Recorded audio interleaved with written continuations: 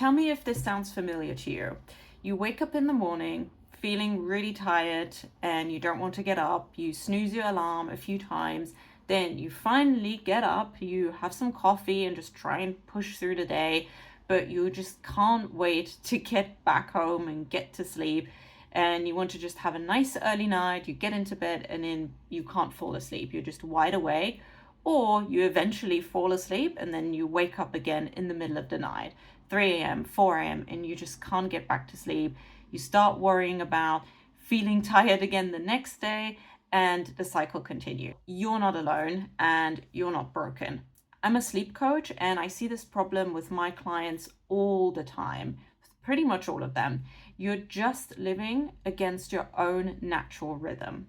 In this video, I'm going to share one simple change in your routine that could help you get out of this vicious cycle and reset your body clock in really just a few days.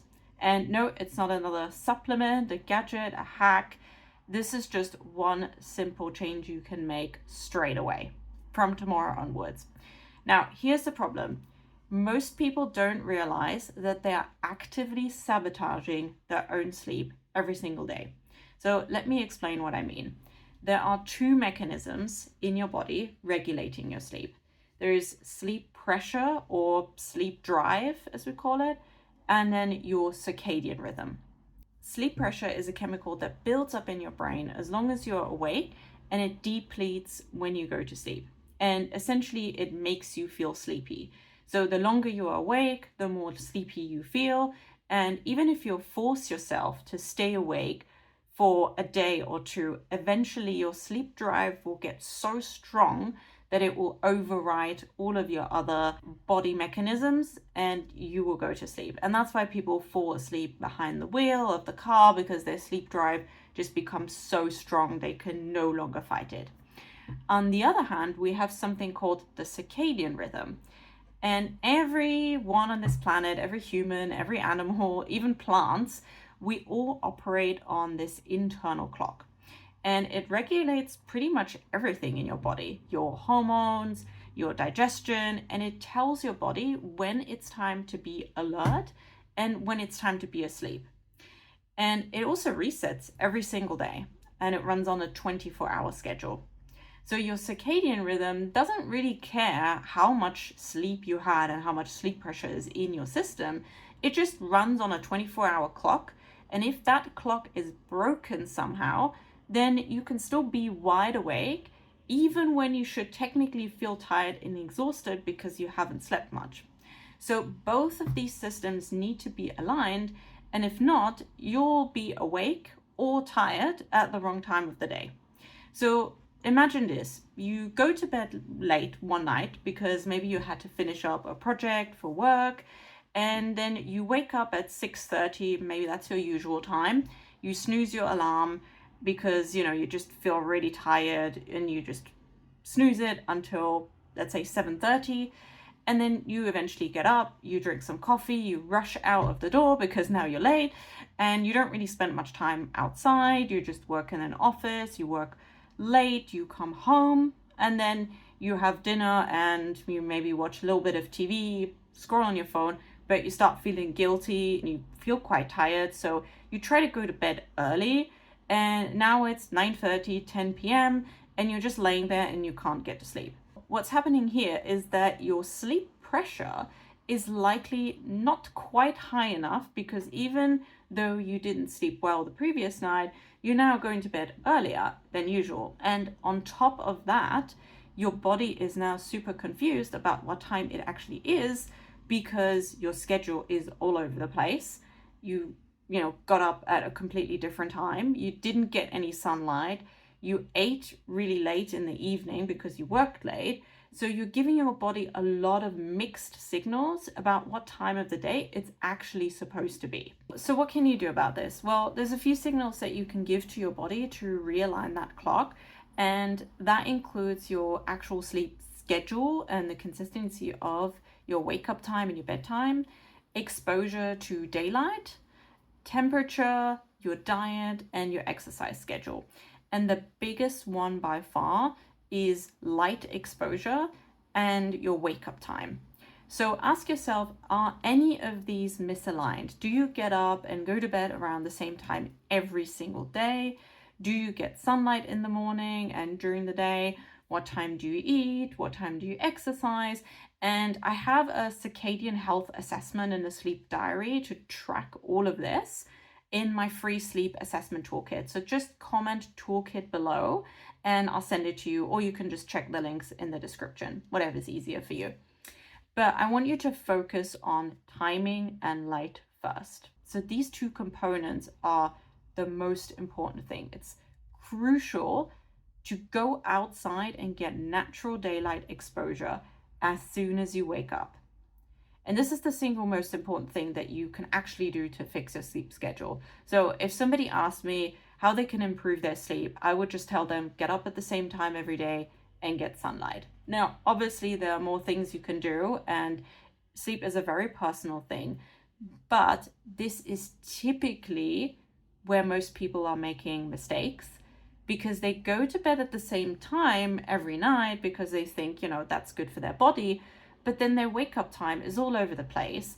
They snooze their alarm or they sleep in. They think they are doing the right thing by giving their body more sleep, but it actually backfires because they don't prioritize a consistent wake up time and natural daylight exposure, which actually resets your clock. You need to start with your mornings if you want to have good sleep at night.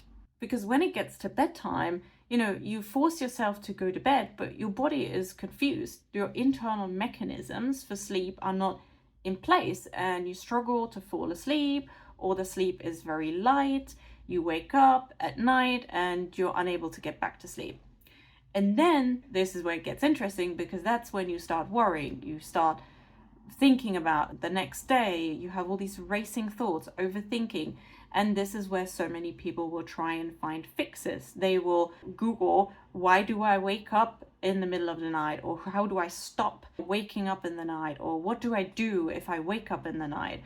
And this is not where you should start. Instead of trying to fix this problem of waking up at night and trying to fix it in the moment, or trying to fix the overthinking problem or the racing thoughts, you need to actually start with the basics of sleep and then look at relaxation techniques and all of these things that will help on top of that. If you're having problems with your nervous system and you have a lot of stress, of course you want to do these things.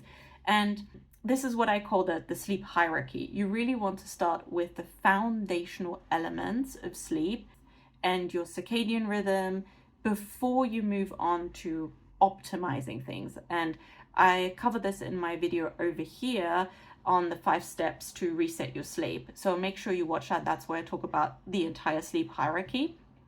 But I just want to tell you a quick story here as well about one of my clients who was struggling with exactly this problem. She was really struggling to fall asleep, and she was working late often because of her work. She was self-employed, and it was just part of the schedule. There wasn't really much she could change. She would work late and then get into bed, and then she wasn't really able to calm down and settle down for the night. So she would use things like CBD oils and trying lots of different things to kind of get to sleep and relax herself.